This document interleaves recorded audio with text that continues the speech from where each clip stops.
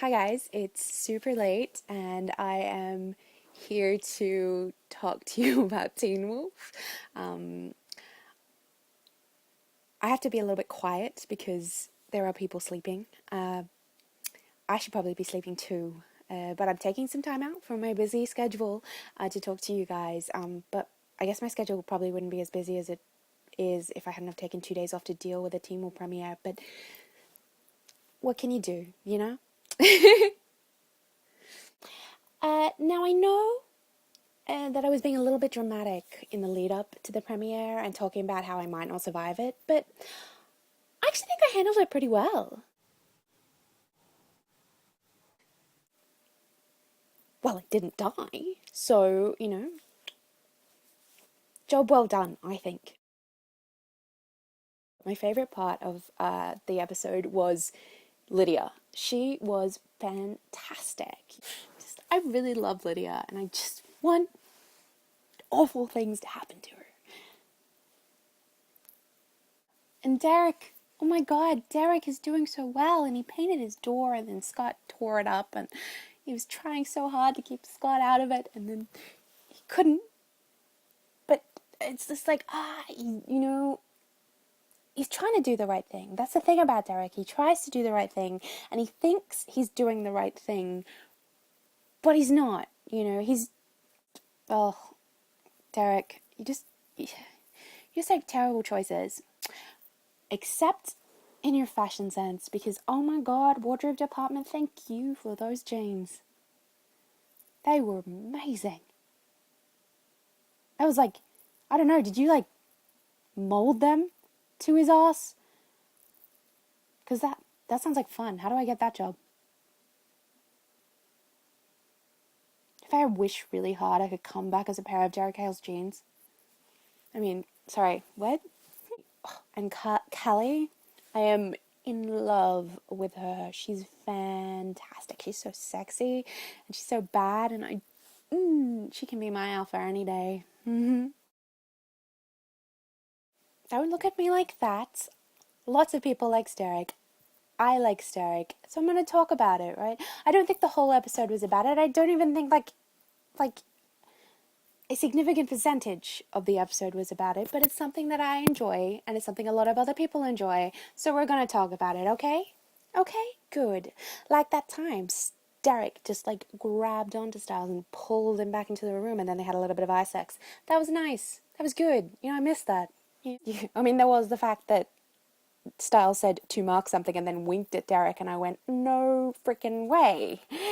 There's no, like, seriously, there's no way Jeff does not know that that is a massive trope in fan fiction.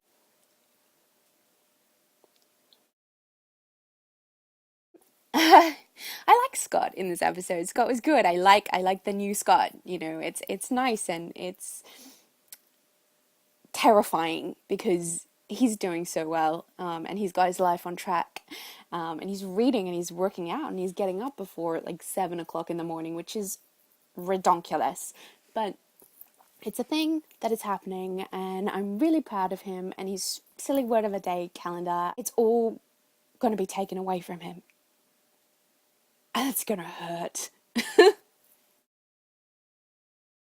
The opening sequence was slightly ambitious. I just don't love the Alpha Twins.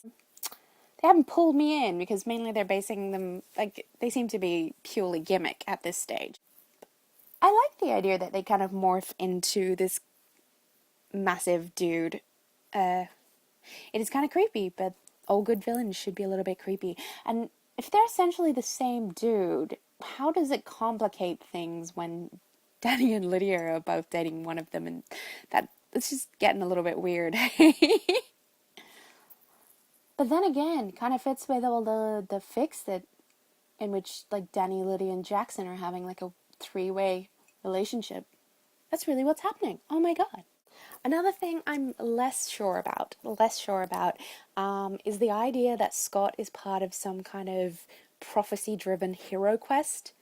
I really, really don't like prophecy-driven hero quests. It's not that I love hero quests, right? And look, I'm it's not that I hate everything with prophecies. Obviously, I love Harry Potter, and I feel like prophecies take the agency away from my character. And always loved Scott because, I mean, one of the main reasons I love Scott is that he chooses to be the hero. You know, he doesn't have to be.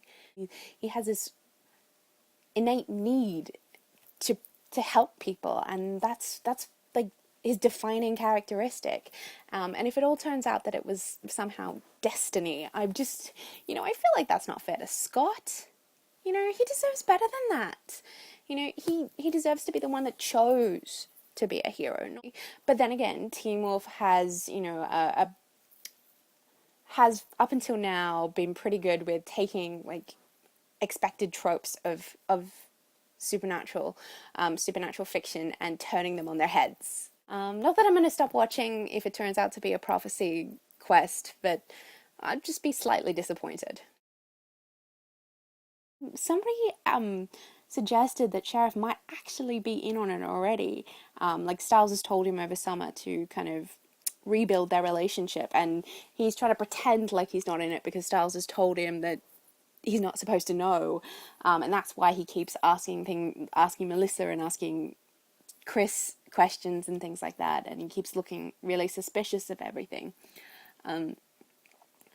But if that's not it, then I'm pretty sure he's starting to catch on. Like he's worked out that this core group of people is somehow involved in these weird happenings that are taking over Beacon Hills. So if he doesn't know, he's gonna know soon. Otherwise, he's gonna have an aneurysm, and then that's just not good.